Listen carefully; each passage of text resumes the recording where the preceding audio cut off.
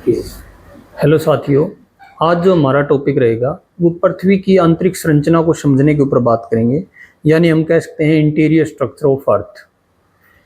इस टॉपिक को लेके बहुत सारे जियोलॉजिस्ट, जियोग्राफर ने अपने अपने विचार दिए हैं। उन्होंने बताया है कि पृथ्वी के आंतरिक हिस्से में या आंतरिक भाग में विभिन्न प्रकार की मूवमेंट देखने को मिलती है, जिसके बारे में आपने जैसे स्वेस को पढ़ा, डेली को पढ़ा, जेफरीज को पढ़ा, आर्थर होम्स को पढ़ा, ऐसे ऐसे करके बहुत सारे ज्योग्राफर हुए हैं। इनसे पहले भी कुछ ज्योग्राफर हुए हैं। ये जो ज्योग्राफर के नाम बोले ये सभी के सभी मॉडर्न ज्योग्राफर हैं।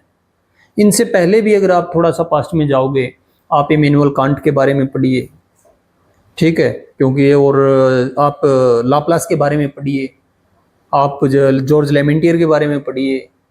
तो उन्होंने भी अपने पृथ्वी की फॉर्मेशन को लेके अपनी अलग अलग विचारधाराएं दी थी। उन्होंने बताया था कि पृथ्वी ऐसे बनी है। अब आप कहोगे मैं यहाँ पर तो बात कर रहा हूँ पृथ्वी की फॉर्मेशन की और वहाँ पे बात कर रहा था इंटीरियर स्ट्रक्चर ऑफ अर्थ की। बात तो एक ही है, क्योंकि जब पृथ्वी बनी कैसे है तो फिर वो जैसी बनी है वैसा ही बाहर आएगा। जैसा हमने बनाने की प्रोसेस जो बताई तो उसकी आउटपुट भी तो वैसी आनी चाहिए। तो इमैनुअल कांट ने तो कहा था कि आप मुझे पदार्थ दो, मैं दिखाता हूं कि पृथ्वी कैसे बनती है। तो उस सब के आधार पे किसी ने कहा था, जब आप ड्यूलिस्टिक और मोनिस्टिक कंसेप्ट के ऊपर बात कर रहे थे, कि जैसे जैसे किसी भी एक पिंड का साइज बढ़ता है तो उसकी ग्रेविटी बढ़ती है, और ग्रेविटी बढ़ेगी तो साइड के पार्टिकल्स या छोटे मोटे कंकड़ पत्थर के रूप में जो एक आपके, चाहे वो उल्का हो, ठीक है, या एस्ट्रॉयड वगैरह, उनको अपने अंदर समाती रहेगी और धीरे धीरे करके वो अपना साइज बढ़ाती रहेगी। तो मेरा कहने का भाव क्या है कि उनका मानना था कि ऐसे ऐसे पृथ्वी बनी है, परंतु कुछ स्कॉलर ने कहा कि नहीं, ये सूर्य का टूटा हुआ एक भाग है और जो समय के अनुसार ठंडा हुआ है, और ठंडा होने के बाद में धीरे धीरे इसके ऊपर जल की उत्पत्ति हुई या जल का ओरिजिन हुआ, फिर धीरे धीरे बहुत सारे क्रिएचर इस पृथ्वी पे आए। तो ऐसे ऐसे पृथ्वी को लेके बहुत सारी लोगों की अलग अलग हाइपोथेसिस है, अलग अलग विडंबनाएं हैं।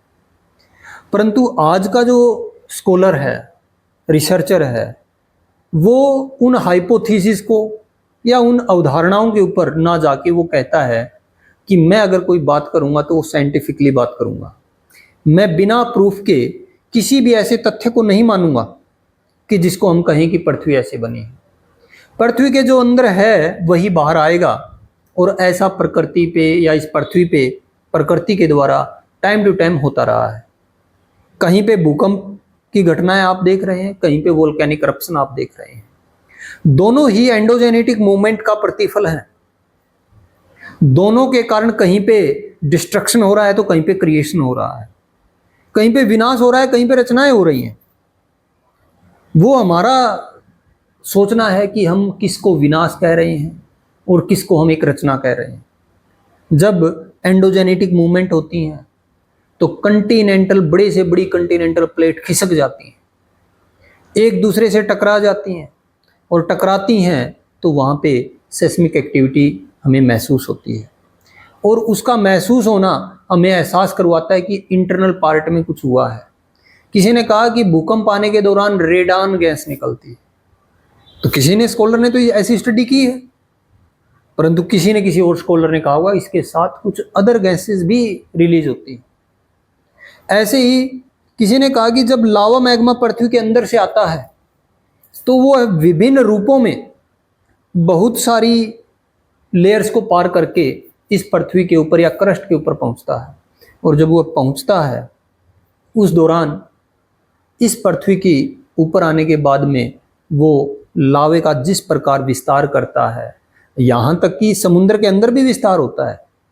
जब वो समुद्र के अंदर विस्तार होता है तो रेड सॉइल के रूप में, बेसाल्टी सॉइल के रूप में उसका बिछाव हमें देखने को मिलता है। जबकि पृथ्वी के ऊपर जब हम देखते हैं वही लावा मैग्मा, जब वो एक लेयर के रूप में बिछा हुआ है, धीरे धीरे समय के अनुसार वह ठंडा होता है, और जब ठंडा होता है तो धीरे धीरे हजारों लाखों सालों में वह ब्लैक सॉइल में कन्वर्ट हो जाता है। अब यहाँ पे आपने देखा कि वही इग्नियस रॉक जब पृथ्वी के इंटरनल पार्ट में थी, इग्नियस क्यों बोला गया? आग्नेय कहते हैं जिसको, आग की भांति थी वो, दाब और ताप का प्रतिफल था।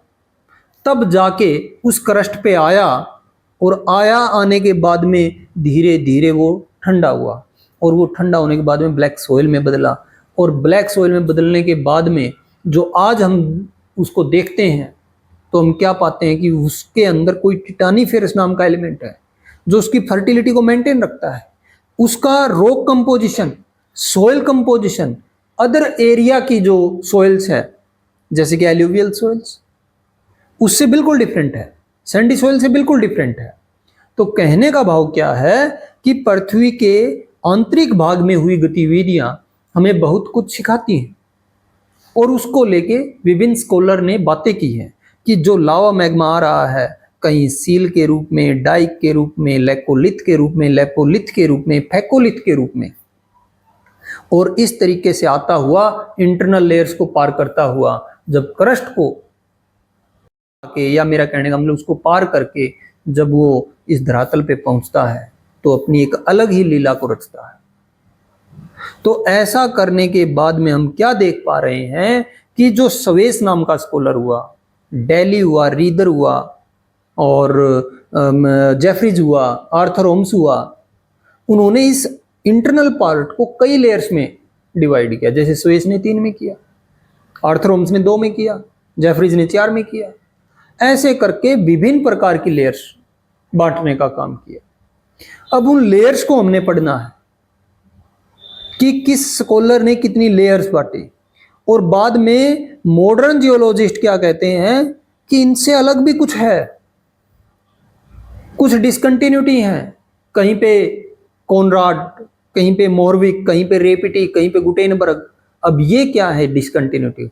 ये डिसकंटिन्यूटी आपका सही मायने में अगर देखा जाए तो 2 लेयर्स को अलग करने वाली एक ट्रांजिशन बेल्ट होती है जो हमारी परीक्षा का एक हिस्सा बनती है, क्योंकि हम हमारे इस टॉपिक को कहीं इस प्रकार से गुमराह नहीं होने देंगे। हमने इस टॉपिक को उसी टॉपिक से अटैच करके रखना है ताकि हमारी परीक्षा में आने वाले प्रश्न हमारे क्लियर हो सके। तो इस टॉपिक के ऊपर अब हम डिस्कस करेंगे कि किस प्रकार पृथ्वी की आंतरिक संरचना को लेके विभिन्न स्कॉलर्स ने कितनी लेयर्स बांटी हैं, और किस प्रकार के प्रश्न हमारे नेट जेआरएफ या पीजीटी लेवल एग्जाम में या कोई कॉलेज कैडर की भर्ती में किस प्रकार के प्रश्न पूछे जा रहे हैं। तो देखिए अब हम उसके बारे में डिस्कस करते हैं।